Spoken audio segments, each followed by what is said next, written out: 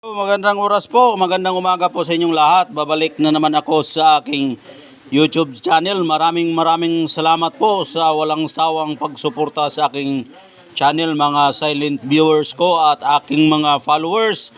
Hanggang ngayon ay nandito pa kayo. At meron akong ipapakita sa inyong mutya na nakuha ko ngayon. Araw po ngayon ng Martes at ito po ang aking mutya na ipapakita sa inyo na lumalabas po siya dahil sa lakas ng bagyo.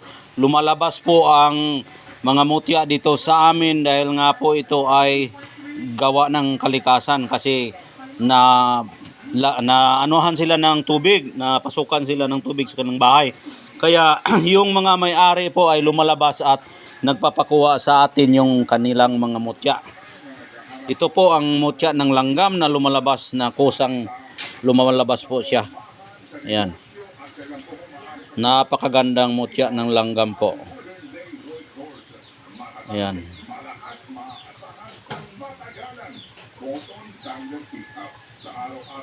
Mutya ng langgam at may sibol pa siya, oh, may palaman pa siya na umo. Alam nyo ba kung bakit po may umo yung aking mutya ng langgam? Dahil ito po ang mutya ng langgam ko ay nakuha ko po ito sa gilid ng kuweba. Alam mo ba kung bakit may langgam nakatira doon? Dahil sa butas, sa pintuan pa lang ng kuweba, mayroon po doong bahay ng langgam. At karamihan nakatira po yung umo sa kuweba. Kaya po mayroon pong lumalabas na makapangyarihang mga birtudes na nakadikit sa bato ang umo. Ayan, oh. Ang umo nakadikit sa mutya ng langgam. Dahil nga po ay bagyo, lumalabas po ang mutya. Ayan. Mutya sa langgam na may palaman pang mutya sa batong umo.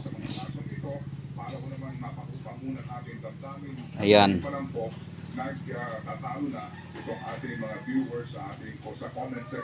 Ang may-ari po sa langgam nito ay mutya po ito sa hantik na itim. Kung nakakita na kayo ng hantik na itim, yung pinakamalaking langgam na nakatira po yan sa puno sa kawayan, yan po yan, yung itim. Yung kuweba namin ito, sa gilid ng bibig ng kuweba may puno ng kawayan at sa sobrang lakas yung ulan, lumalabas po yung mga nagmamay-ari sa langgam. Kaya anong nakita ko doon, sa hindi pa ako nakapasok, maraming langgam na lumalabas, hinukay ko. Pag hukay ko, ito po ang nakukuha ko. Ayan, may palaman pa na umo. Ayan, napakaswerte natin, may pampaswerte at proteksyon na umo. Dalawang birtud ang nandito sa atin ngayon. Mutya sa umo na nakadikit sa mutya ng langgam. Ayan. May palaman pa na langgam yung ating mutya sa umo. Ayan po yung mutya ng langgam na hantik. At yan po ang umo. Ito, yan, oh. Sa sobrang lakas yung birtud niya, ayaw magpa-video, no? Ayan. Ayan po yung ating mutya sa langgam na may umo. Kapag tagbagyo kasi dito sa atin, may bagyo kasing nakapasok.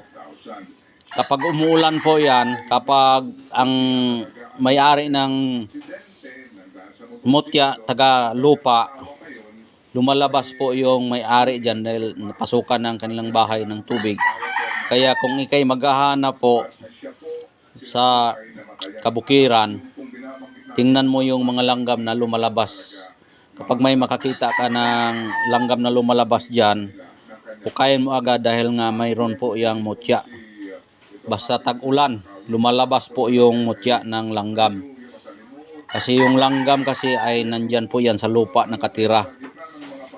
Kaya sa sobrang taas yung init na dumating sa atin ng ilang buwan yon, 6 months yata yon, nakapag-prepare sana sila na hindi sila mapasukan ng tubig, ay sa halip na mayroon pang mas malakas sa kanila, kaya nakapasok yung tubig baha sa kanilang lugar.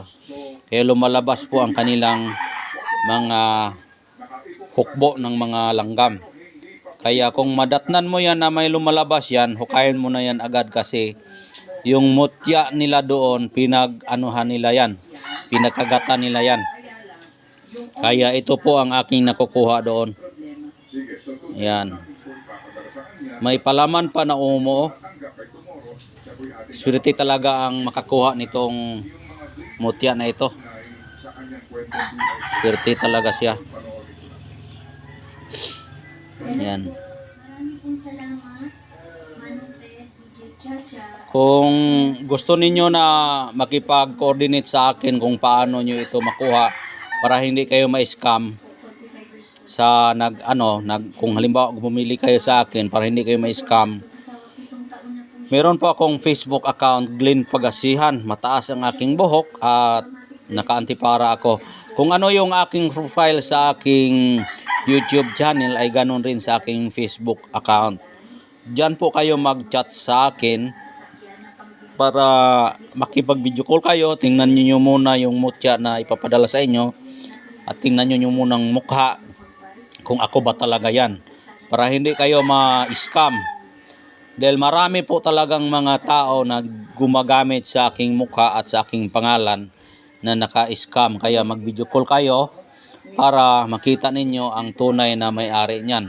Dahil sa sobrang dami ng mga scammer ngayon, pati tayo ay mapagkamalang scammer. Kaya maraming nagrereklamo na scammer daw ako. Kung nag-video call sana kayo, hindi kayo ma-scam. Video call kayo at pakinggan ninyo ang ninyo, yung mga boses. Pakinggan, tingnan nyo yung mukha kung siya ba talaga yan para hindi kayo ma-scam. Kasi maraming gumagawa ngayon ng account ko. Maraming talaga.